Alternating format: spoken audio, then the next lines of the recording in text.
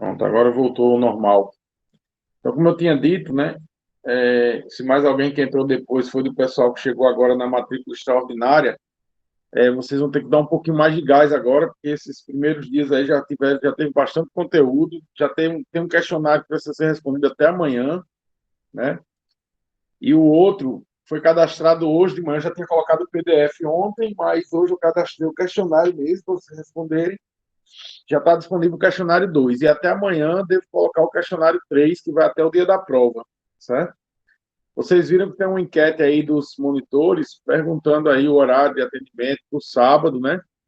Então também aproveitem esse momento, certo? Com eles.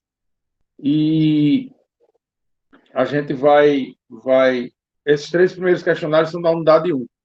Aí na unidade 2, dois questionários, na unidade 3, dois questionários, certo? Como é que funciona o questionário? Só para como é que funciona o questionário, tá?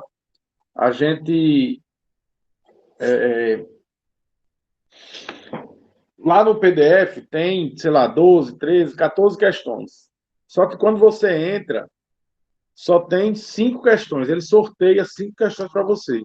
Você chuta a primeira vez os resultados só para amarrar, anota quais são as questões e as respostas, né? Chuta só para amarrar, porque se você não chutar, quando você entrar de novo, ele vai escolher outras questões. Então, vai dar um pouco mais de trabalho se você quiser responder. E só tem 60 minutos cada tentativa. Então, a ideia é que você resolva fora mesmo e depois você volta para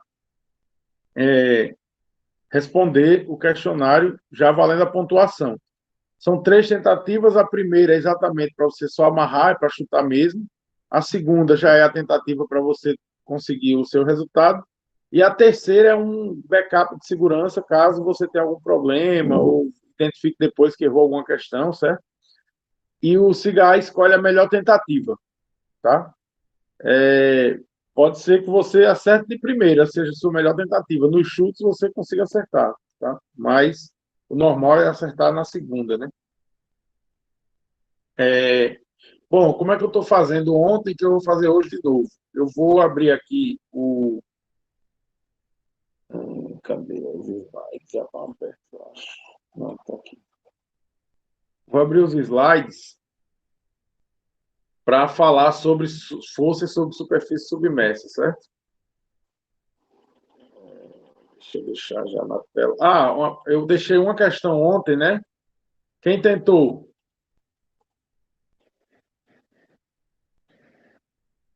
Vou colocar na tela a questão para quem não estava aqui também, né? Apresentar tela inteira, compartilhar.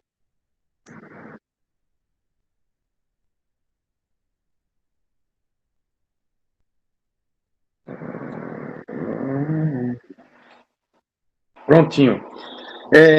E aí, quem tentou essa questão? Deixa eu ver, alguém escreveu alguma coisa aqui. Ah, tá. E aí, pessoal, quem tentou, quem conseguiu chegar aí, pelo menos, na leitura? Só revisando, né, qual é a diferença entre manômetro e... E aí, Matheus, tentou, mas conseguiu também?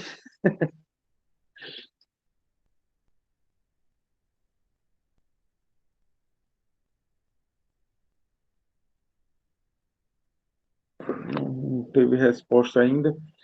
Bom, um manômetro e um barômetro, né? O barômetro, ele mede a pressão, acho que sim, deu letra E. Vamos ver. O barômetro, ele mede pressão, certo? A pressão absoluta, ou seja, quando a referência é o vácuo, então ela considera a pressão atmosférica. A pressão manométrica desconsidera a pressão atmosférica. Então, quando eu meço a pressão com um manômetro, certo? Essa medida, ela não está com a pressão absoluta, não está considerando a pressão atmosférica, ok? Eu preciso considerar, se eu quiser a pressão absoluta, somar a minha pressão atmosférica. E aí, Matheus, você tem microfone aí? Se tem microfone, me explica aí por que é que da letra E.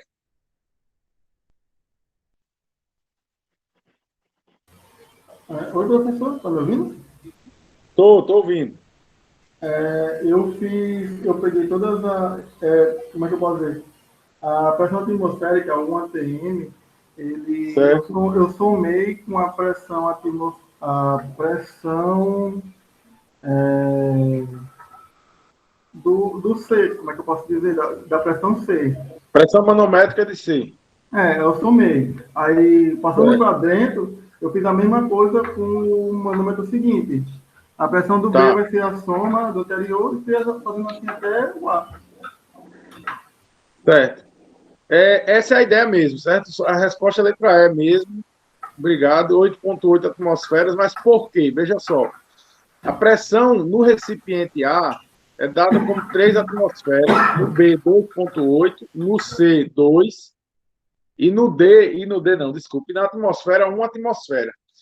O que acontece? O manômetro A mede a diferença de pressão entre o recipiente A e o recipiente B. É o que o manômetro faz, ele mede a diferença de pressão. Então, se ele está com 3 atmosferas, positivo, porque a pressão manométrica é a única que pode ser negativa, significa que a pressão em A é 3 atmosferas maior do que a pressão em B. Assim como a pressão em B com relação a C é 2,8 atmosferas maior. E a pressão em C com relação à atmosfera é 2 atmosferas. Então, na prática, a minha pressão em A vai ser a soma de todas essas pressões, 7,8 atmosferas.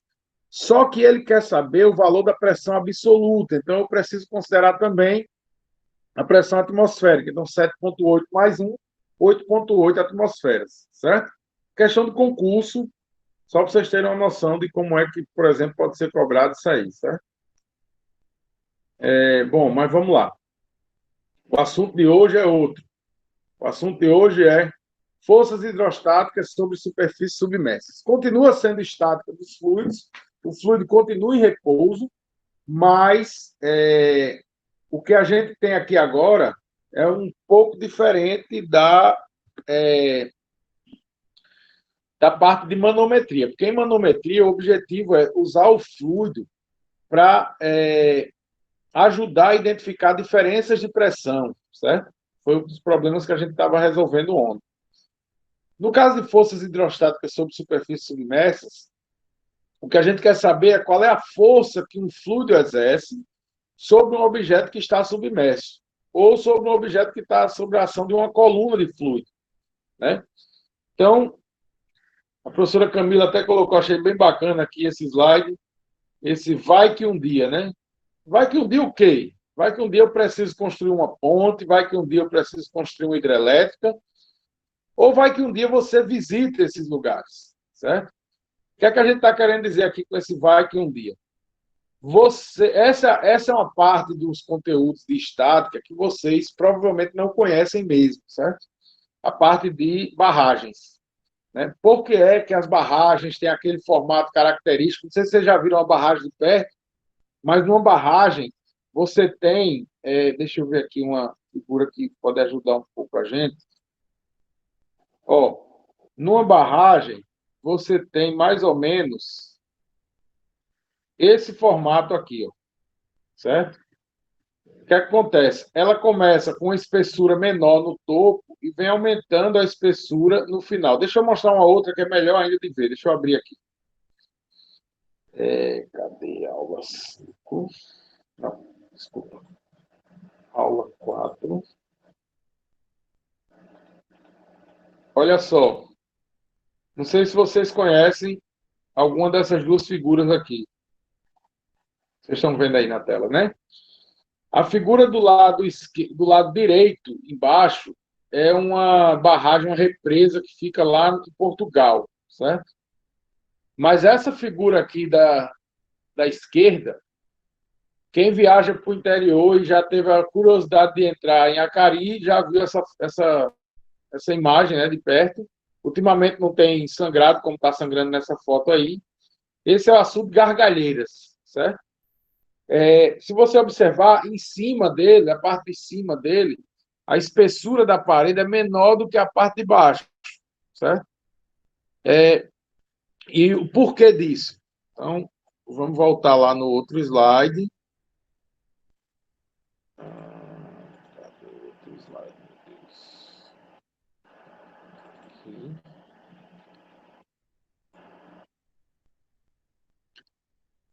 Por que isso? Se vocês lembrarem, eu vou dar um exemplo que todo mundo aqui provavelmente já viu, né? Do lado do Etfern, da antiga Etfern, né? Do IF, né? Você tem ali o Midway e do outro lado da avenida você tem aquela parede lateral do IF. Se vocês lembrarem, ela é inclinada, né? Ela parece uma rampa. Por que aquilo? O IFRN, quando foi construído ali, ele foi um grande laboratório, na verdade, certo? Existia o curso de construção, né? E aí uma das coisas que fizeram foi usar aquele lado ali para ensinar os alunos na época a como construir uma barragem. Por quê? Porque na parte de cima daquele terreno é areia. E a areia, ela tem um comportamento muito parecido com o fluido, porque a areia é capaz de escoar, embora não seja um fluido, mas ela pode sofrer escoamento, certo? E ali você tem uma situação exatamente dessa, é uma areia que se não tivesse aquela parede ali, ela ia escoar. Como a pressão na base é maior do que no topo, certo? O que acontece? Você tem ali uma situação em que a força exercida ela vai aumentando de acordo com a profundidade da quantidade de areia. Assim como nessa figura aqui, vocês vão ver nesse reservatório, quanto mais profundo for o reservatório, maior a pressão que a parede vai estar submetida. Portanto, maior a força, né? Porque é pressão vezes área, e aí você precisa ter uma resistência maior, certo? Pontes também precisam ter o mesmo cuidado, porque a base da ponte, ela também está submetida a essas pressões, ok? Como é que funciona?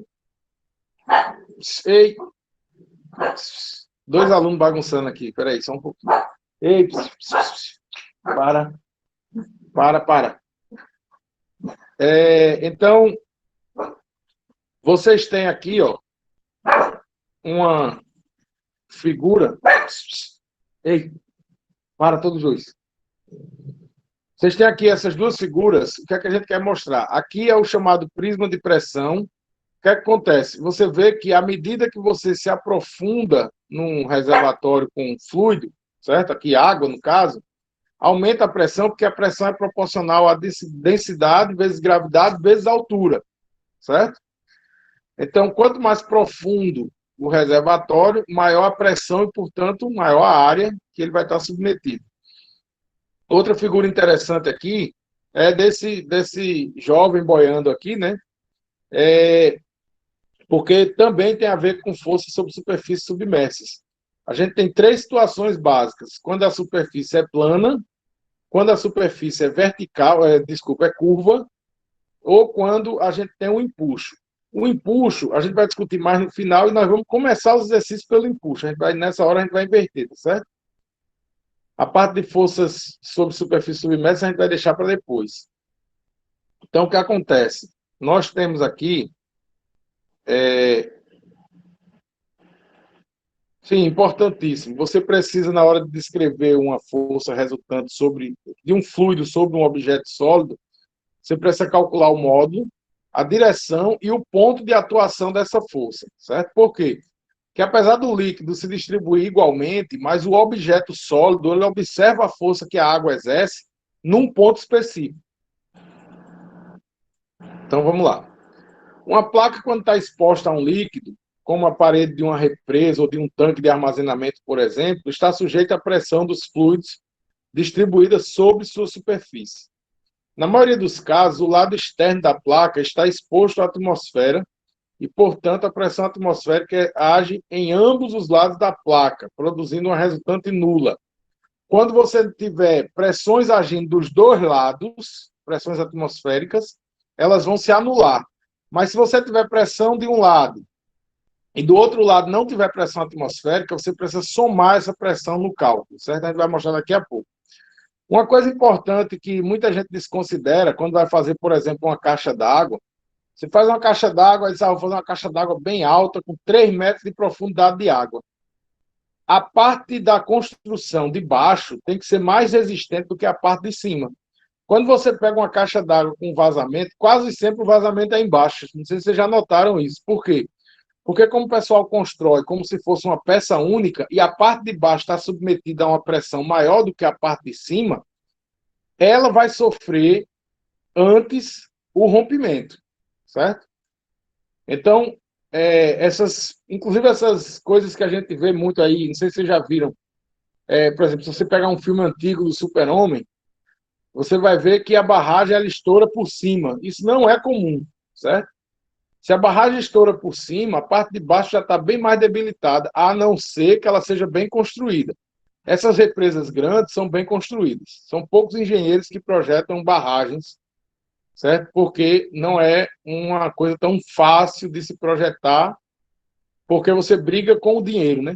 Na hora de construir, você diz para o cara, ó, precisa na base ter tal espessura, e o cara diz, não, faça um pouco menos, né? Então, nem sempre se preocupam em fazer o serviço direito. Por exemplo, se hoje em dia alguém chegasse para você, para um político aqui no estado, né, dissesse, ó, vou construir uma fortaleza ali, a Fortaleza dos Reis Magos, vai ter uma parede com 8 metros de espessura, ele joga você da ponte, porque ele não quer nem conversa de gastar esse dinheiro com uma espessura dessa. Mas na época foi construído com essa espessura, por quê? Porque era aquele ponto que sofreria os ataques de canhão que vinham do mar. Então ele precisava ser mais resistente mesmo. Não é por uma questão da água atingir com mais força aquele ponto, não é. Era uma questão realmente de defesa, certo? Então, uma coisa importante quando você for projetar algum objeto que precise ficar com uma parte grande submersa, as partes de baixo desse objeto precisam ter uma espessura maior, certo? Uma resistência maior, ok?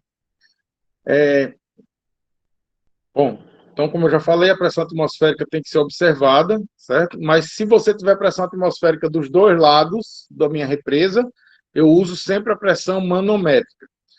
Para uma superfície horizontal, a gente já sabe que a pressão ela é determinada por ρGH. Estou considerando a manométrica aqui porque eu já estou considerando que as pressões atmosféricas não vão agir, tá certo? Mas se tivesse pressão atmosférica, seria pressão igual a pressão atmosférica mais ρGH. Força é pressão vezes área, não é isso?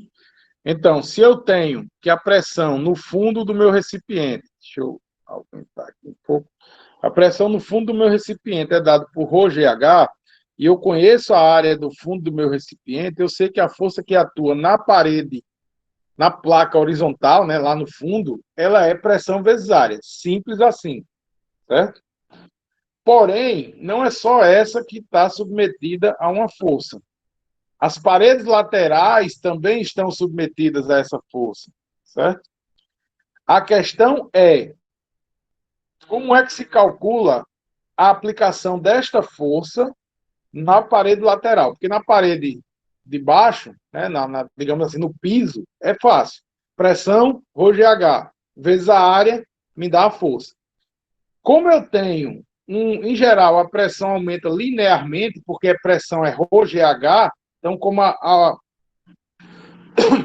medida que a altura, né, à medida que a altura cresce, a pressão cresce também. Né? A altura cresce, que eu digo, na verdade, é profundidade, né? Mas a altura aumenta. A diferença de altura aumenta, eu tenho também um aumento de pressão, certo? Linear. Então, eu tenho que a derivada da força vai ser nada mais nada menos do que pressão vezes a derivada da área em que essa força está atuando. E a pressão é dada por P0, que é a pressão atmosférica, mais ρGH, certo? Só tem que tomar muito cuidado com esse H aqui para usar o H vertical, não é para usar o H lateral, não, tá certo? Então, veja só, essa figura todinha aqui, né, é simplesmente para mostrar o quê? Que quando eu considerar o valor lateral, ó, tá vendo aqui, Y, eu vou ter que multiplicar pelo seno do ângulo para poder ter, na verdade, o valor vertical. Então, minha pressão vai ser pressão atmosférica, quando a atmosfera estiver atuando só de um lado, mais a densidade vezes a gravidade, vezes o valor Y, que é a distância medida, vezes o seno de θ. Isso me dá exatamente o valor de H, que é a altura. Então, quando eu falar em altura de fluido, o que interessa para a pressão é o valor vertical, certo? Aí aqui a gente tem um diagrama mostrando a distribuição de pressões, certo? Só para vocês conhecerem, né? Agora imagine uma placa plana. Se você imaginar uma placa plana, o módulo dessa força vai ser determinado, a gente já viu. FR é igual a integral de PdA, onde P é P0 mais ρg HI, né? H da função do valor que você quer determinar lá, da posição, vezes dA, que é o elemento de área. Esse elemento de área, quando for um retângulo ou um quadrado, é fácil, né? Às vezes a altura, L é o quadrado. O problema é quando esse elemento de área é uma esfera, um triângulo, aí começa a dificultar um pouco mais, certo? Então, o que acontece? Você precisa descrever esse dA, né?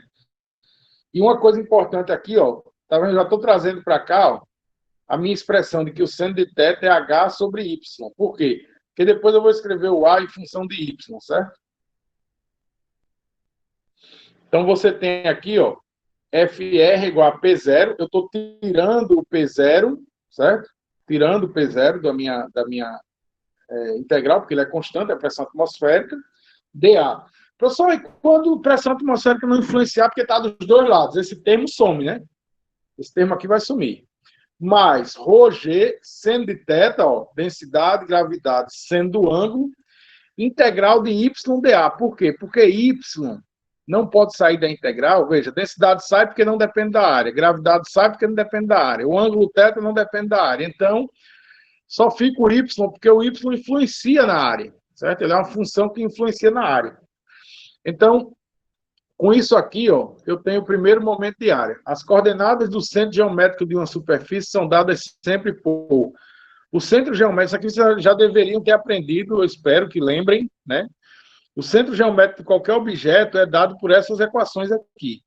O centro geométrico em x é dado pela integral de xdA sobre dA, de y, ydA sobre dA, e de z, zdA sobre dA, certo? Bom, aí eu vou simplesmente pegar aqui, ó, jogar no valor de integral de ydA, vou pegar o valor y de c vezes a área, certo? Onde y de c a gente vai ver daqui a pouco aqui como é que faz. Então, FR é igual a P0A mais ρg seno de θ, YCA.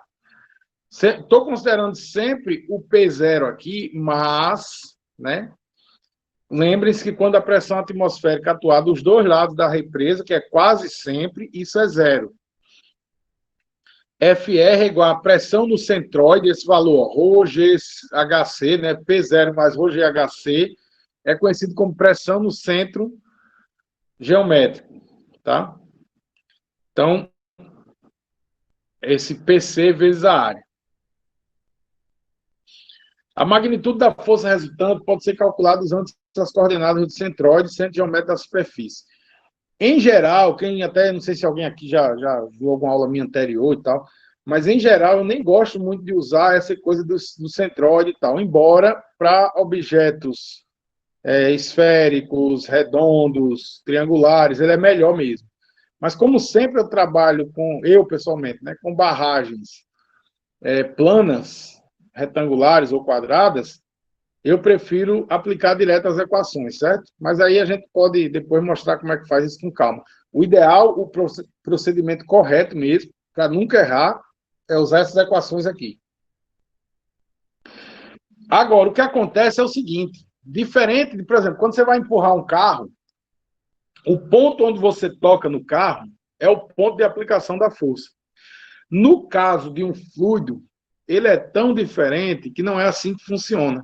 Apesar de a força ser calculada no centro geométrico, mas não é ali que ela atua. Então, veja, eu usei as equações aqui em cima para descrever como é que eu calculo a força, né, resultante. Ela atua no centro geométrico. Esse C aqui é sinal de centro geométrico. Mas a linha de ação dela não é no centro geométrico. O que acontece? Como eu tenho uma distribuição por pressões, certo? Como eu tenho uma distribuição por pressões, essa linha vai cair em outro ponto, dependendo da figura, tá? Aqui é só a replicação daquela figura lá, mostrando de novo a ideia do ângulo seno θ, né? Então, Então, como é que você faz para estabelecer as coordenadas do centro de pressão, onde ele atua? Trabalharemos com a igualdade dos momentos da força resultante e da pressão distribuída. Isso é dado por Y'FDR é igual a integral YPDA, onde PDA, o que eu estou fazendo aqui é escalando a força devido ao fluido com a força devido à resultante, certo? Então, momento da força resultante, Y', momento da pressão distribuída na superfície é integral em A de YPDA, tá? Continuando aqui. Então, eu estou aqui só trinchando, porque esse PDA que está aqui, né, na tela, ó, PDA, ele é P0DA mais ρg seno de θ YDA. Lembra que a gente já fez essa distribuição lá anteriormente, né? Qualquer dúvida, vocês podem interromper, viu? Então, calculando, resolvendo essa integral aqui, né? Você vai ter a seguinte situação. Y0, P0, YP0DA, P0 é constante, é a pressão atmosférica, integral de YDA. ρg seno de θ é constante com relação à área, então pode sair e você vai ficar com y ao quadrado dA. De forma que, quando você resolver essa equação aqui, você vai chegar na seguinte situação. Essa integral y ao quadrado dA, ela é conhecida como momento de inércia da área da superfície em relação ao eixo x. O IXX, certo? Esse valor aqui é que vai ser importante para a gente determinar o ponto de atuação. Tá? Então, usando um teorema, que é o teorema dos eixos paralelos, a gente consegue determinar o valor desse IX. Eu estou passando isso aqui rápido por um motivo muito simples. A gente vai chegar numa tabela aqui que vocês vão achar melhor do que todo esse monte de equação. Certo? Então, aqui eu vou chegar na seguinte equação final. Y' é igual ao Y de centroide mais ICG sobre YCA. Tá? Y do centro geométrico, você já viu lá atrás como é que calcula, é relativamente simples. E o ICG, você tira de toda essa... aqui, ó. Dessa figura aqui, tá vendo? Ó? Certo? Onde você vai usar o X, o YC ao quadrado, né? Você já tem o YC e a área. Só que, como ao longo do tempo, na humanidade, foi se fazendo isso 200 vezes, né? O que acontece? Existe uma tabelinha que diz exatamente, deixa eu subir um pouquinho aqui, uma tabelinha que diz exatamente o seguinte. Eu sei que a tabela está meio ruim de ver, né? Mas faça um esforçozinho aí, tá certo? Deixa eu fazer o seguinte, deixa eu ver se eu consigo aumentar um pouco o zoom aqui, só para ficar mais fácil. Deixa eu ver aqui.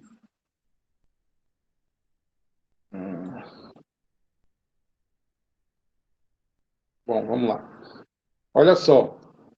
Centro geométrico e momento de inércia. Se a figura é um retângulo, o centro geométrico é dado por...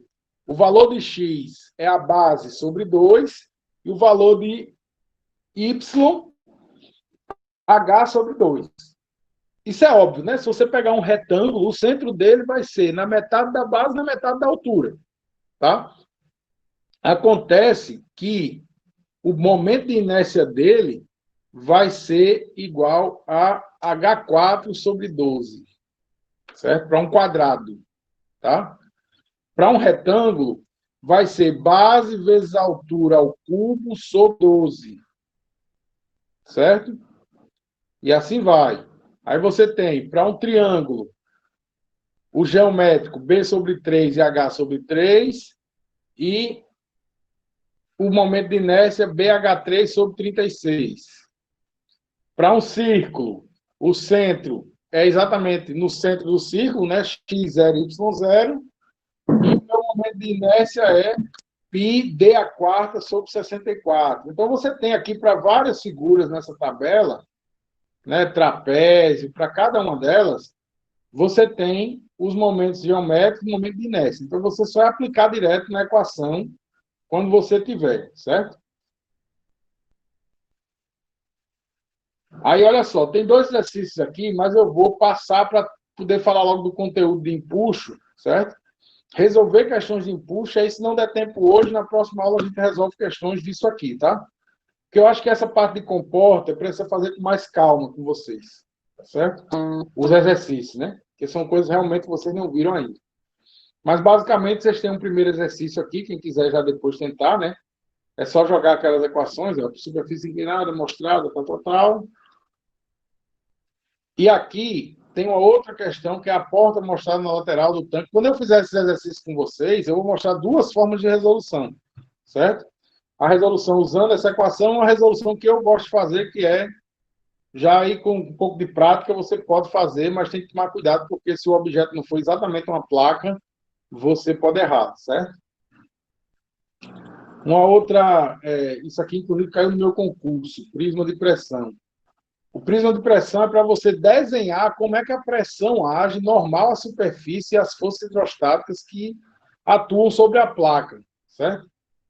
Então, se você imaginar, por exemplo, uma barragem, né, tá essa parede aqui, ó, com as dimensões A de horizontal e B vertical, ela tem esse prisma de pressão, por quê? Porque ela já tem a água, mesmo a água no topo aqui, ela já está submetida à pressão atmosférica, então ela já tem alguma pressão. À medida que eu vou me aprofundando, eu vou aumentando a pressão por um fator que é ρGH. Então, cada centímetro a mais, eu tenho ρ vezes esse valor em centímetros. Para o sistema internacional, você tem esse valor em metros, né? Lógico.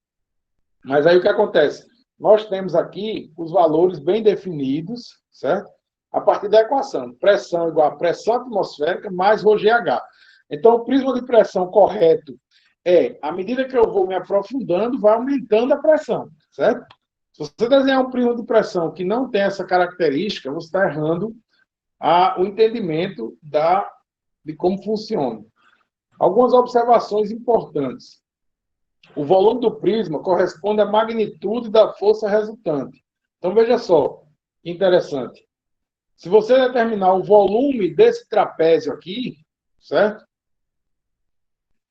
Desse trapezoide, né? Se você determinar o volume desse trapezoide aqui, você tem a força resultante.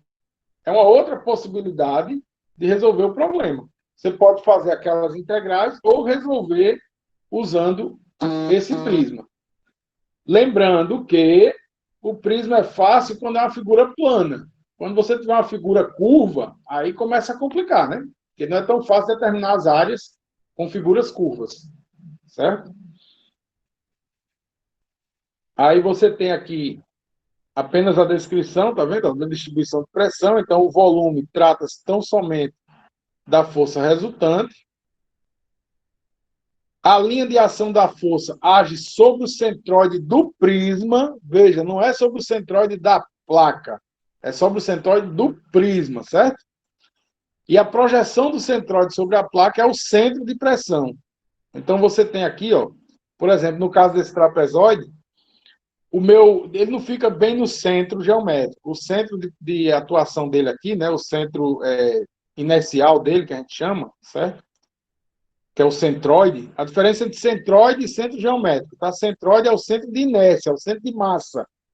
E centro geométrico é o ponto geométrico que seria o centro dessa figura.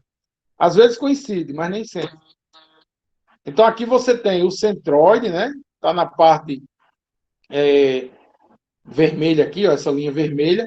E a projeção dele sobre a represa, né? É que esse objeto meio rosa aqui, né? Para você estar parecendo meio vermelho também, sei lá. Ele representa nada mais nada menos do que o fluido. É como se eu tivesse aí o fluido desenhado, certo? Esse volume aqui determina a força resultante. A linha vermelha é o ponto do centroide, a relação onde está o centroide. E essa linha azul aqui é a projeção do centroide sobre a represa. Então, o ponto de atuação da força vai ser aqui, nesse ponto azul, certo? E quando a superfície for curva, isso aqui é mais demonstrativo, tá certo? A gente provavelmente não deve cobrar isso aqui de vocês, mas é importante que vocês saibam que é possível ter superfícies curvas. É muito comum, na verdade. Então, qual é a dificuldade? Em realizar a integração ao longo da superfície curva, onde ocorrem mudanças de direção constantes. Vocês devem ter aprendido, eu não sei se vocês já fizeram cálculo 3, né? Mas se vocês já fizeram cálculo 2, cálculo 3 ali, vocês aprenderam a calcular volumes, áreas, integrais duplas e triplas. Possivelmente os professores falaram de coordenadas cilíndricas e esféricas, mas ali é o seguinte, você tinha um objeto só, né? Era um cilindro ou uma esfera. Aqui você vê que você tem uma figura, começa como uma esfera, muda a posição, portanto é como se tivesse outra esfera, depois uma terceira esfera, certo? Então você tem aqui deixa eu ajustar o tamanho da tela, você tem aqui um somatório de figuras, né? Já não é fácil resolver quando é plano e quando é curvo. Você vai chegar nessa situação aqui, ó. Você vai precisar achar a força resultante como a integral de menos P dA, onde dA é um vetor que representa todas essas mudanças de posição, e, portanto, você vai ter que descrever a força resultante em função das componentes I, J, K, certo? No caso de um prisma de pressão, também vai ter a mesma dificuldade, certo? Para determinar, ok? Então, a força na horizontal, né? FH igual a Fx, veja só, quem é FH aqui? FH é resultante dessa força aqui, ó, tá vendo? Você tem essa força resultante atuando aqui nesse objeto, ele tem a componente horizontal e a componente vertical. A componente horizontal se iguala simplesmente com Fx. A componente vertical vai se igualar com o somatório de Fy e W, tá? Só para vocês terem ideia de como dá um pouco de trabalho. E W é igual a ρg dV, né? Daí eu vou ter que resolver a força resultante usando o teorema de Pitágoras, né? E usando o valor da tangente para determinar qual é o ângulo de atuação desta força, certo? Como eu disse, a gente não deve cobrar isso de vocês, mas é importante que vocês conheçam. Inclusive, a gente coloca aqui no final também, ó. Então, essas discussões são válidas quando qualquer que seja a forma da superfície curva, estejam elas abaixo ou acima do líquido, e caso a superfície esteja acima do líquido da direção Y, deve subtrair o peso do fluido, tá? Quando a superfície curva é um arco que age sobre a superfície, a força resultante que age sobre a superfície sempre passa pelo centro do círculo. Essa é uma das mais comuns nas barragens, esse tipo de formato aqui, porque fica fácil determinar o ponto de atuação da força resultante, que é no centro desse círculo, certo? Aí tem um exercício, eu vou também deixar para fazer depois com vocês, tá certo? Esse exercício de curva aqui é só demonstrativo, como eu disse a vocês, ele é relativamente simples, tá? Em relação aos outros, mas eu quero chegar nesse, eu não quero terminar o dia de hoje sem falar de empuxo com vocês, não. Bom, eu já falei no primeiro dia, né, para vocês, que os homens, pela musculatura, né, pela carga de ossos e musculatura, eles têm densidade maior que a da água. Então, o homem, normalmente, ele precisa de um esforço maior para flutuar. Já a mulher, não. A mulher, em geral, né, a não ser que ela seja muito musculosa mesmo, tenha índices de gordura muito baixos e muita musculatura, né? Tem que ser, assim, nível de campeão mundial de halterofilismo, de fisiculturismo, ela será menos densa que a água. Portanto, as mulheres, em geral, têm mais facilidade para flutuar, para boiar, né? Estou falando da água doce, né? Na água salgada, todos nós temos a obrigação de boiar, né? Não tem nenhum ser humano, até hoje, que tenha apresentado densidade maior do que a densidade da água. Claro que o movimento das ondas e o desespero é quem faz a pessoa perder o controle e não flutuar. Uma coisa que é importante no caso do empuxo é que foi graças a essa força, né, digamos assim, esse conhecimento físico, que se permite, por exemplo, navegar ou voar, certo? Navegar é você controlar, equilibrar o peso de uma embarcação sobre a força resultante contrária que um fluido exerce sobre essa embarcação ou sobre esse objeto, no intuito de jogar ele para cima, certo? A mesma coisa acontece no ar. A diferença é que o ar tem uma densidade em torno de 1000 vezes menor que a da água. Então, ele não consegue promover uma, uma força resultante tão significativa. A gente vai ver por quê, porque a força é diretamente proporcional à densidade, certo? Essa charge que tem aí do lado, vocês estão vendo, deixa eu aumentar também para vocês poderem ver bem, né? Vou colocar 200%. Ó, então, uma pessoa pegando uma pedra dentro d'água e dizendo, puxa, uma pedra tão grande e tão leve. E aí, quando ele tira da água, ele diz assim, ufa, de repente ficou pesada. Isso aí está relacionado com um princípio que é o empuxo. Né? O empuxo é uma força que qualquer fluido exerce sobre um objeto que está situado nesse fluido, no sentido de jogar esse fluido para cima. Então, a força resultante contrária ao peso, por exemplo.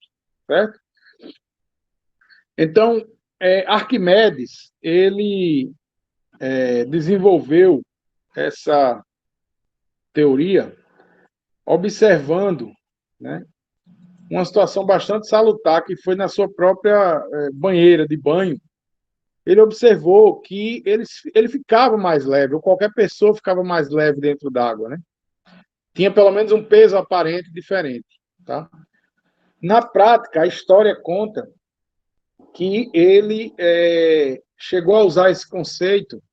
Existia um rei chamado Irão, que gostava muito de receber presentes, etc. E aí, um belo dia, um mercador chegou, né? E ofereceu a ele uma coroa, dizendo que era toda de ouro puro. Arquimedes, como era, na época, vocês sabem, né, os pensadores, eles eram físicos, metalúrgicos, médicos, filósofos, era tudo.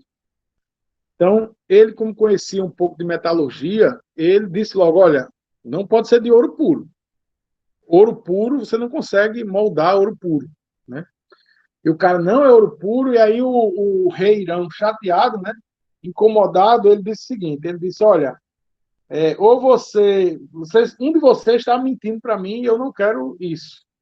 Então, ele está dizendo que é de ouro puro. Você que está dizendo que não é. Você é o acusador, cabe o ônus da prova. Então, você vai ter que provar que não é de ouro puro. O que foi que ele fez? Ele pesou a balança, pesou a coroa, né, numa balança convencional. Depois ele pesou a coroa numa balança dentro d'água. E pelas diferenças ele conseguiu determinar que a densidade do objeto não era igual à densidade do ouro. Foi o que ele fez, pegou uma pedra de ouro, fez a mesma coisa, né? E aí ele mostrou que as densidades eram diferentes. E aí o rei viu que ele estava certo. Por que ele fez isso com tanta vontade? Porque o rei prometeu que quem tivesse mentindo estava morto. Então ele teve que salvar a vida dele, né? E o outro mercador, infelizmente, não escapou. Agora imagine, a descrição que eu vou fazer aqui agora é exatamente a descrição física desse fenômeno que ele observou. Você tem que a força atuando, o somatório das forças, né, a força resultante sobre um objeto, nada mais é do que a força inferior e a força superior. A força inferior, ela é igual à densidade vezes a gravidade vezes S mais H, que é a coluna de fluido S mais a coluna de fluido H vezes A.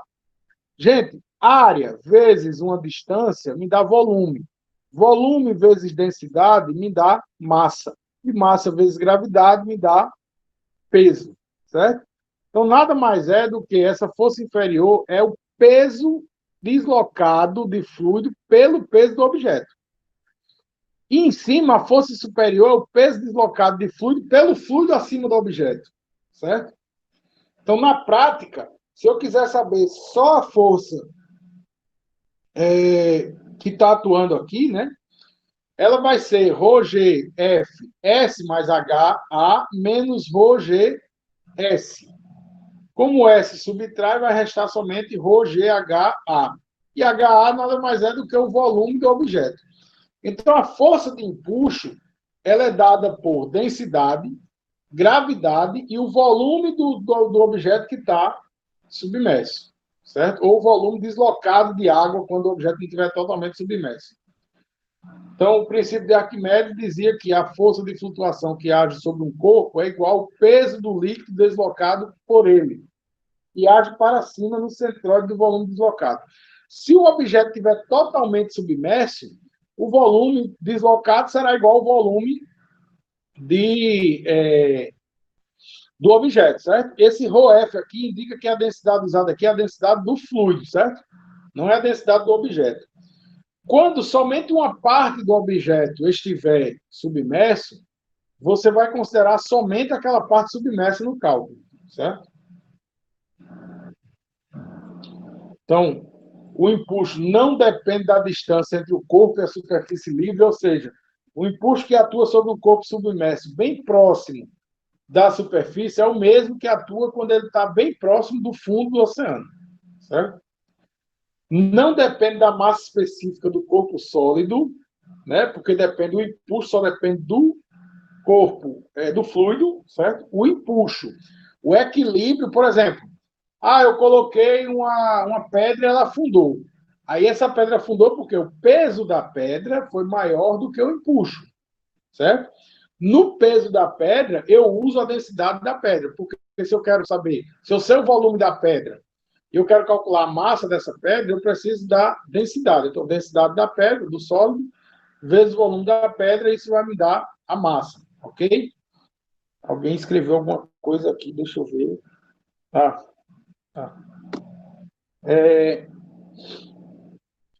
Então, ela é válida para qualquer corpo, independente da sua forma. Às vezes não é tão fácil determinar o volume de um objeto, mas você sabendo o volume que foi deslocado, você consegue determinar o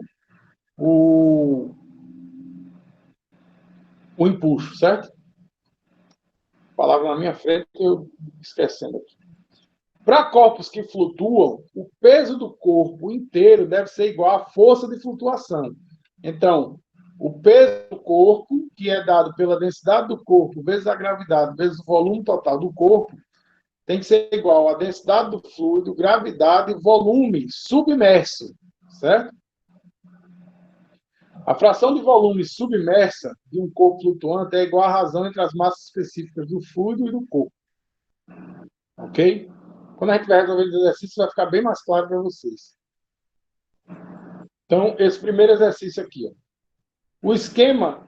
Deixa eu só ver uma coisa aqui. Ó. Tem outro aqui. Ok.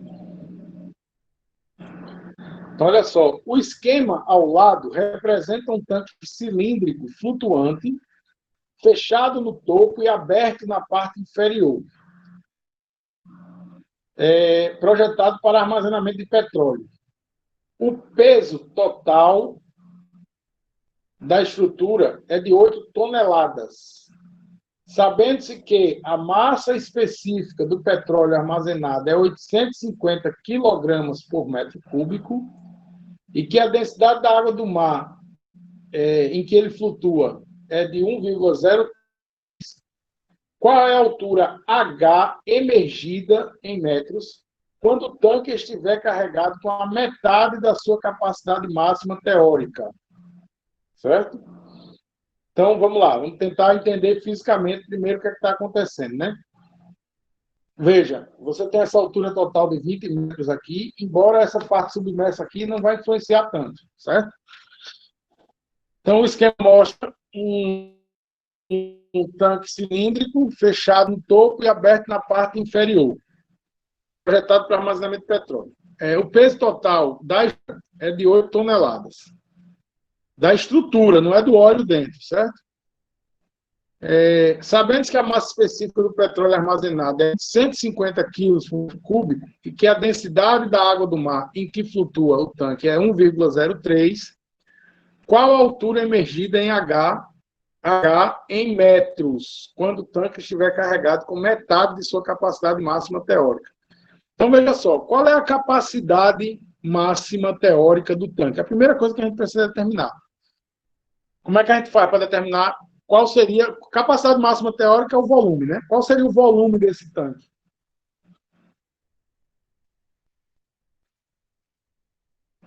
É um tanque cilíndrico. Ele tem 10 metros de diâmetro na base, ou seja, se você olhar para ele é como se fosse uma lata, né? Com a base com diâmetro de 10 metros, ou seja, raio de 5 metros, né? E uma altura que eu vou chamar de H mais um X qualquer aqui, certo? Ou então você pode chamar H total também, tanto faz. E aí, qual seria a capacidade, o volume desse tanque?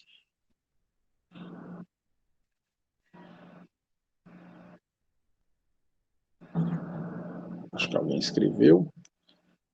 πr ao quadrado vezes H mais X. Ok. É isso mesmo. É a área da base, né? Vezes a altura, certo? Então, πr ao quadrado vezes H mais X. Ok? Se metade dele, né? Ele diz aqui que é com metade de sua capacidade. Então, o volume dentro vai ser πr ao quadrado vezes H mais X sobre 2, certo? Isso é o volume. Se você multiplicar esse volume pela densidade, que é 850 kg por metro cúbico, você vai ter o peso, digamos assim, a massa, né? A massa de petróleo. E se multiplicar isso pela gravidade, você vai ter o peso de petróleo dentro desse sistema. Somando esse peso com as 8 toneladas, você vai ter o peso total da sua estrutura com o petróleo, correto? Então, deixa eu só ver aqui se meu quadro aqui. Então, por exemplo,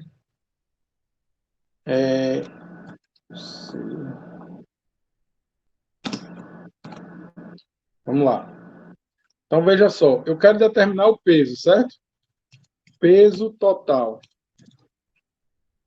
vai ser igual ao peso do tanque mais o peso. Eita, ele não digitou aqui. Mais o peso do petróleo, certo? Deixa eu só tirar isso daqui.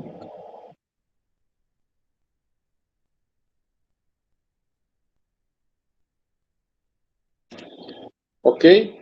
Aí, quem é o peso do tanque? Ele já deu o peso do tanque como sendo 8 toneladas, né? Então, 8 quilonewtons, né? 8.000 newtons, certo? E o peso do petróleo vai ser dado pelo volume, né? Volume do tanque. Deixa eu dar um espaço aqui. Volume do tanque vezes 850, que é a densidade do petróleo, certo? Ok? Então, a única questão aqui é que, como eu não sei o valor daquele X, eu não vou conseguir ter um valor numérico aqui ainda, tá? Voltando lá para o meu slide. Aí eu tenho aqui o seguinte. E qual é o impulso? Porque o peso, eu já vi ali o peso que é, só preciso escrever a equação em si, mas o peso está ali, né? E qual é o impulso? O impulso vai ser a densidade do fluido, que é 1,03, vezes a gravidade, vezes o volume deslocado. Qual é o volume deslocado aí?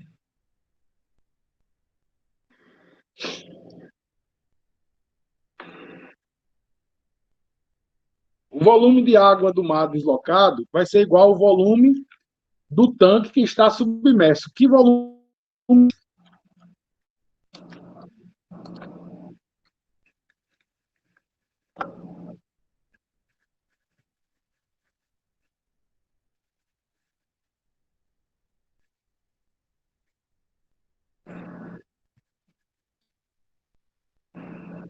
Gente?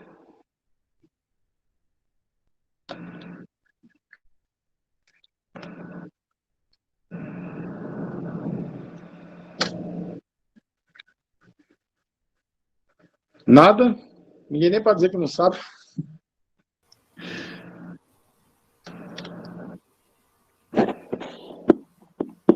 Pi vezes R ao quadrado vezes X.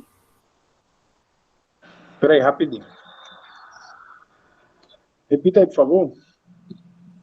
Pi vezes R ao quadrado vezes X.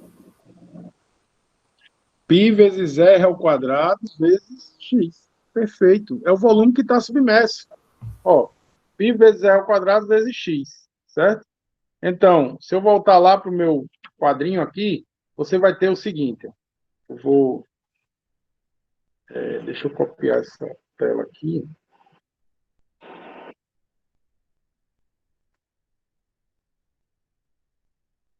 Olha só, eu vou ter peso, eu vou botar aqui W, tá certo?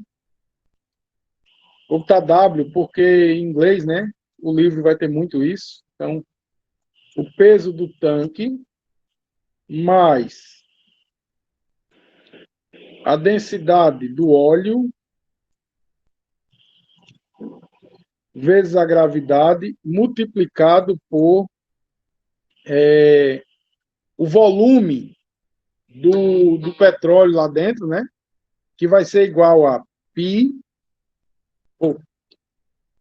lá vai eu, π, vou escrever que é mais rápido, π vezes R ao quadrado, né? Então, vou colocar aqui R elevado ao quadrado vezes H mais X, certo? Então, aqui fecha o parênteses. Não é isso? Vou ver se deu certo aqui.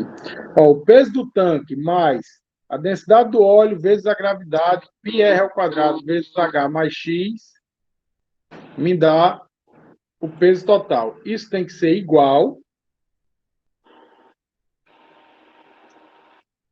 à densidade da água do mar, certo? Que multiplica a gravidade e que multiplica π, né? π vezes R ao quadrado vezes X.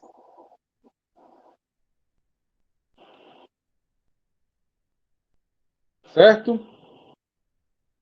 Vou só tirar esse 3 daqui.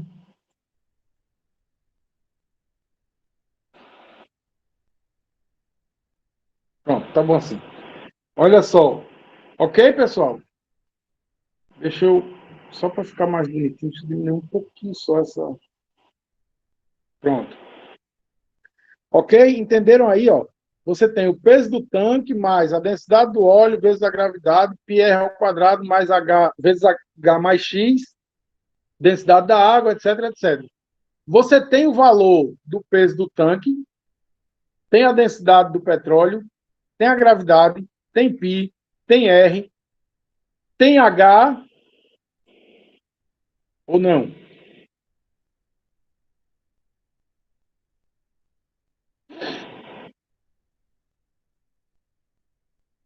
H é o que você quer, né? É isso? E você também não tem o valor de X. E agora? Agora é matemática.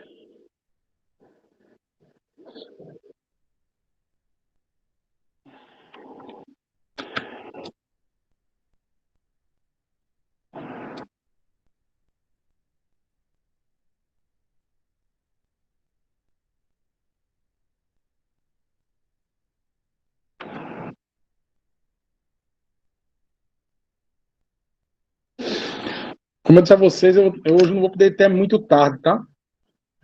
Mas olha só, a parte de impulso está aqui. Eu vou deixar para vocês tentarem resolver isso aqui, tá certo? É só matemática agora, né? Você provavelmente, olha na figura lá, você vai ver lá, tem um 20, né? Olha lá que você vai acabar descobrindo uma forma de resolver isso aqui. Não é difícil não, tá? Então, você tem o peso do tanque mais o peso do óleo, né? É igual ao impulso sobre o tanque, tá? Tem mais um, eu acho aqui. Tem mais um. Aí, antes de eu resolver isso aqui, deixa eu só falar rapidinho aqui sobre estabilidade. É só 2 slides que tem aqui, exatamente. Para a gente resolver essa questão e acabar, tá? Hoje. Então, olha só. Gente, além do empuxo em si, é muito importante a gente perceber que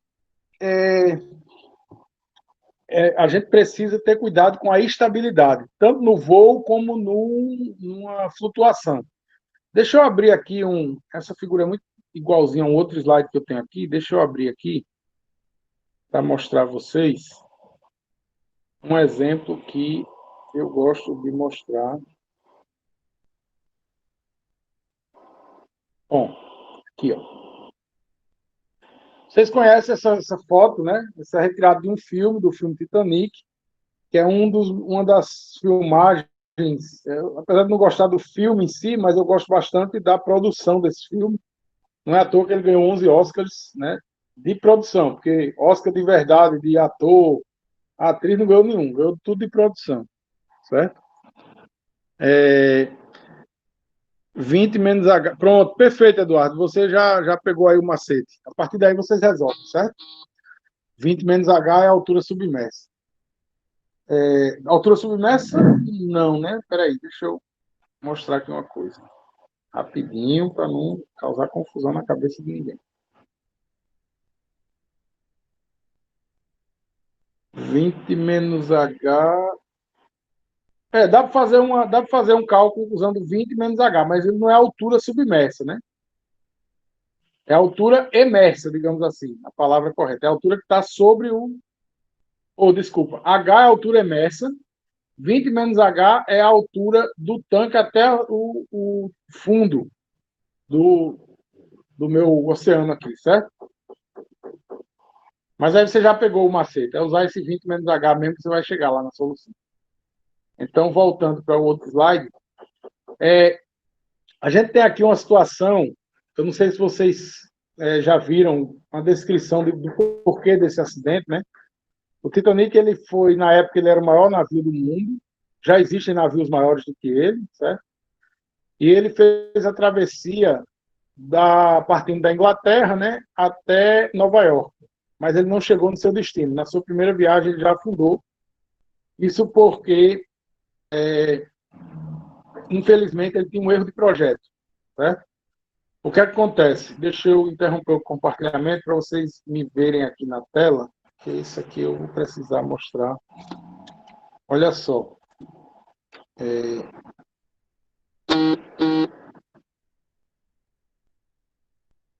Bom, vocês conseguem me ver, né? Pronto. Olha só. Desse tanque, certo?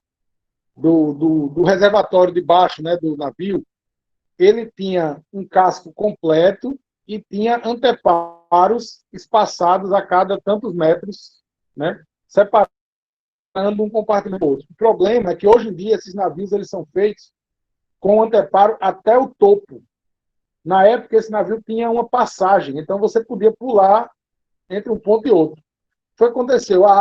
Houve um vazamento no casco na parte dianteira, essa água invadiu esse casco e depois ela começou a pular os anteparos. E aí é como se fosse um submarino submergindo. Ele faz isso. O submarino ele abre as comportas, se enche de água, ele submerge.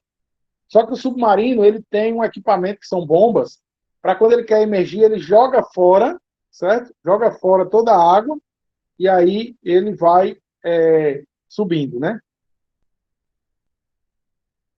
Deixa eu só ver uma coisa aqui. Ok, nada demais. Tá. Então, vou apresentar de novo aqui para voltar lá para essa tela.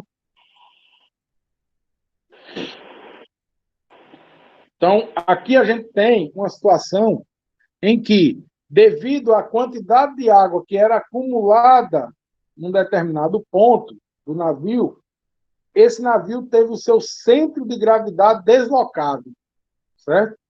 Então, o ponto de atuação da força empuxo era diferente do ponto de atuação do centro de gravidade. De forma que aconteceu isso aqui, ó.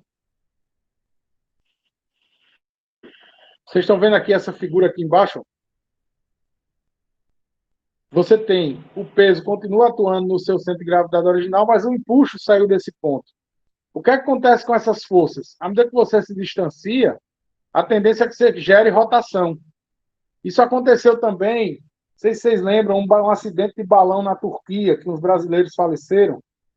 Foi exatamente isso que aconteceu. O vento deu com tanta força numa região que eles não deviam ter ido e foram, que a atuação do ar, né, fez com que a força de empuxo e o peso ficassem em linhas diferentes. Aí, olha só, o peso atuando numa direção e a força de empuxo atuando na outra em linhas diferentes, isso gera uma rotação, certo? Então, isso acontece. Para quem não sabe, ó, isso aqui, por exemplo, é um navio francês arpando durante uma tempestade. O helicóptero resgatou 26 tripulantes. E aqui, esse acidente aqui ficou conhecido porque até esse ponto, todo navio que flutuava, tá vendo aqui um monte de container? Eles andavam com os containers todos presos. Hoje os navios andam com containers soltos. E caso ele perca a estabilidade, o container cai na água, mas o navio não afunda. Nesse caso aqui, o container fazia parte do peso do navio, e aí ele acaba sendo o motivo do navio ter sofrido esse acidente, certo? Aqui tem mais uma figura, que tem lá no outro slide também, né, mostrando exatamente essa saída do centro de gravidade do ponto da força de empuxo. E aí você tem a inversão. Ó. Você tem, por exemplo, veja só, aqui, a gravidade, né, o peso, está agindo, tentando empurrar esse barco nessa direção, e aí o empuxo tenta empurrar o barco nessa direção. Ora, junta a fome com a vontade de comer, né? Ele só vai virar aqui, certo? Um personagem conhecidíssimo dos cinemas já usou esse conhecimento, né, intuitivamente, que foi o nosso amigo Jack Sparrow. Em um dos filmes, eu não lembro agora qual deles, ele começa a correr de um lado para o outro no navio, né, para poder virar o navio, certo? Qual é o intuito dele? O intuito dele é simplesmente, deixa eu abrir de novo aqui os slides, o intuito dele é simplesmente fazer com que a força-peso do navio e a força de empuxo estejam em linhas diferentes, certo? Vocês devem lembrar dessa cena aí. A maioria de vocês deve ter assistido esse filme. Então, aqui tem só esses dois últimos slides, mostram somente isso, sobre estabilidade. O que é importante é que vocês possam saber isso aqui. Ó. A força de empuxo e a força-peso, estando em linhas diferentes, o objeto vai perder estabilidade. Isso acontece, principalmente, você observa muito na água, mas o avião, por exemplo, é o objeto que está mais sujeito a isso. Certo? Por exemplo, quando você vê o avião, aquele avião Air France, aqueles aviões maiores, quando caem, o que acontece é isso. Porque um caça, ele consegue se recuperar de uma mudança, mas um avião grande não consegue. O peso é muito grande e ele começa a entrar, girar no eixo e ele não consegue mais estabilizar. Certo? Bom, essa questão aqui, eu vou parar por aqui hoje, tá certo? Mas aí a gente não se preocupe, que a gente tem ainda a semana que vem inteira não, que a prova é na quinta-feira, não é isso? Mas a gente tem sábado, domingo, segunda, terça e quarta para a gente ainda fazer bastante coisa. Sábado vai ser com os monitores, domingo vocês e Deus, com a ilustre presença de Deus. E segunda-feira eu estou de volta. Mas podem mandar e-mail que eu fico tentando olhar o máximo possível. Tanto eu, como Camila, como Tony, tá? Bom, aqui é o seguinte. Ó. A figura abaixo mostra o esboço de uma boia com diâmetro e peso iguais a 1,5 metros e 8,5 quilonewtons, que está presa no fundo do mar por um cabo. Normalmente, a boia flutua na superfície do mar, mas em certas ocasiões o nível do mar sobe e a boia fica completamente submersa. Determine a força que tensiona o cabo na condição mostrada abaixo. É dado o gama da água do mar, que é a densidade vezes a gravidade. É dado a equação do volume, e com o diâmetro você consegue determinar o volume. E é dado o peso, certo? Então, veja só, como é que você resolve esse problema? O peso da boia, certo? É igual a o empuxo que ela sofre, certo? E nesse caso, você tem uma tração. O que você precisa determinar é se essa tração está puxando a boia para baixo ou está puxando a boia para cima. O que é que vocês acham?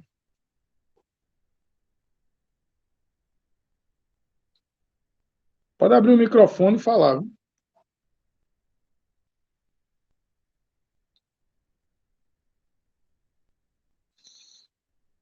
Tração mais força-peso igual a empuxo. Perfeito. É isso mesmo. Resolvam aí. Eu vou ficar aqui esperando vocês terminarem. Essa tá fácil. Tração mais força-peso igual a empuxo. É só substituir os valores. O empuxo é quem? É a densidade vezes a gravidade, ou seja, o gama da água do mar, vezes o volume, que você pode determinar aí. E o peso? O peso é dado. E a tração, certo? Então, bem simples.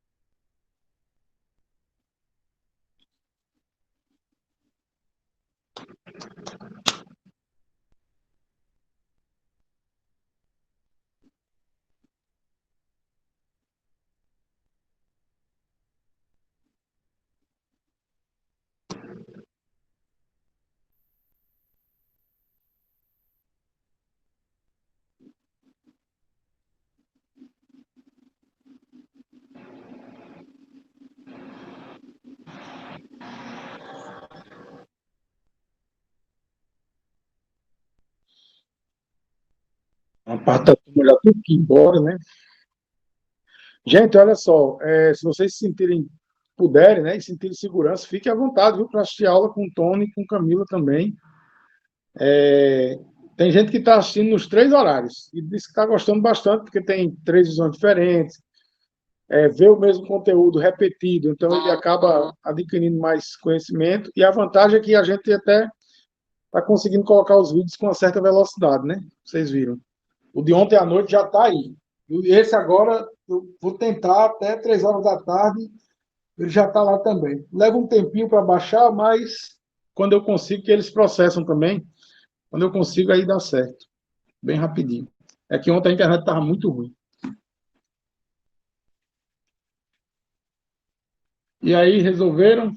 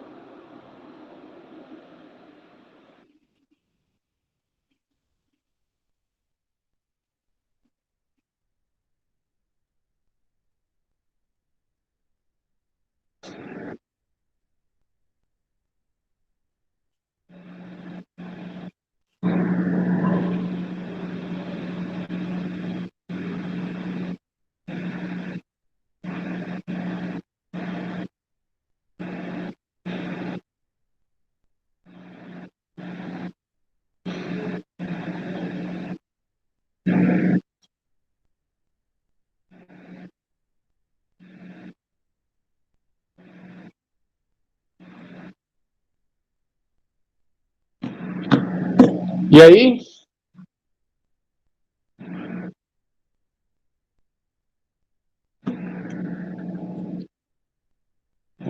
deixa eu calcular o volume aqui. Calculando o volume, 1,5 ao cubo, vezes 3,14 dividido por 6. Isso dá igual a 1,766 vezes 10,1, 17,84, certo? Isso é o empuxo. Como o peso é 8,5,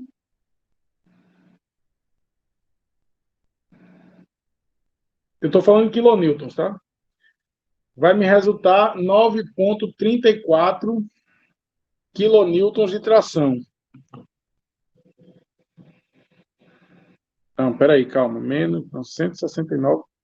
O que é que você está colocando como 169 aí, Mariana? Pode, se você quiser abrir o microfone, pode falar.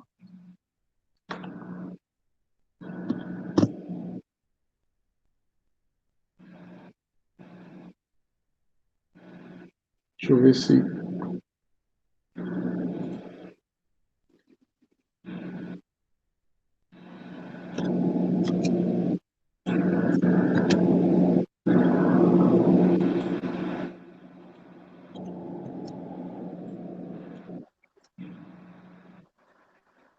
Ó, o peso... Cadê a figura? O peso da boia...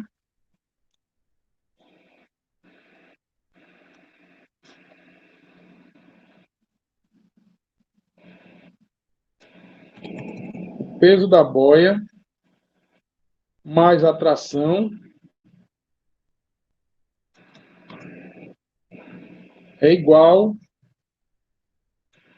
ao ρ da água vezes G vezes o volume, certo? Esse volume, eu vou botar aqui entre parênteses, é dado por π vezes d ao cubo dividido por 6. Certo? Ok? Então, eu fiz aqui na minha calculadora d ao cubo 1,5 ao cubo. Vou fazer de novo. 1,5 ao cubo vezes π, 3,14, dividido por 6. Isso dá 1,76625. Então,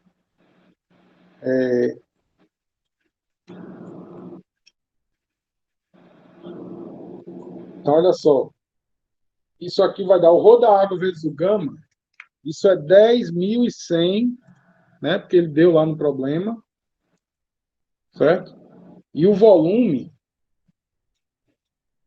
deu, que dá vezes...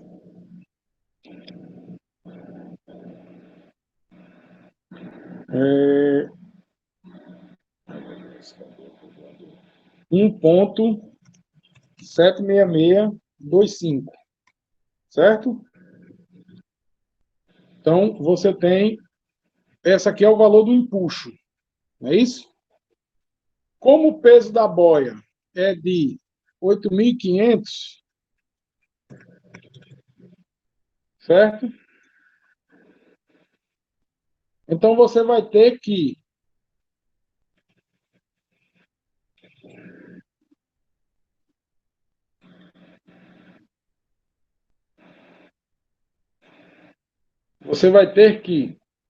A tração vai ser igual a esse valor aqui, menos 8.500, certo? Que é igual... Oi. Não tá faltando a gravidade na forma? Gravidade... Não, mas veja só aqui, ó, quando você tem ρ da água vezes G, isso é o gama, Ah, sim. certo? Entendi. Então você tem 1,766 vezes 10.100,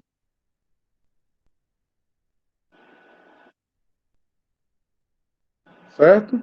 Menos 8.500. Isso vai me dar 9.340 newtons. Certinho?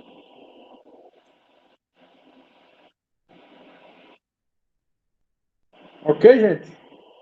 Bom, o que tem de conteúdo para a primeira unidade é isso. Conteúdo, é isso, certo? Tentem resolver os exercícios. O terceiro questionário, hoje ainda eu coloco, se Deus quiser, no máximo amanhã, certo? Mas vocês têm já o primeiro e o segundo aí para se divertir. Amanhã, os monitores devem fazer uma atividade, uma aula, né? De exercício, resolver exercício com vocês. Então, aproveitem. E semana que vem, a ideia na segunda, na terça e na quarta é estar resolvendo exercício. Então, tentem resolver, porque se vocês chegarem com mais dúvidas, com dúvidas, eu resolvo. Professor, a gente não tem mais dúvida. Eu tenho um banco de exercícios aqui, eu abro os exercícios e a gente vai resolvendo na hora, todos, certo? Quanto mais exercícios vocês resolverem, melhor. Ontem à noite, o Tony me disse, os alunos estão preocupados com a prova. Graças a Deus. Se você não tivesse preocupado, é que eu estava muito triste. Tem que se preocupar, mas deixar vocês tranquilos no seguinte aspecto. A prova não é muito diferente do questionário, não. Tá certo? A prova é mais ou menos na linha do questionário, vai ter uma coisinha ou outra que pode estar um pouquinho diferente, mas os conteúdos, quem resolveu o questionário com segurança, não é pegar e copiar, eu entendi o que eu copiei, não, é saber o que está fazendo, com certeza vai fazer uma boa prova, certo? Então é isso, tenha um bom dia, descanse quando possível, mas focado, hein? Principalmente quem entrou depois. Até mais, pessoal.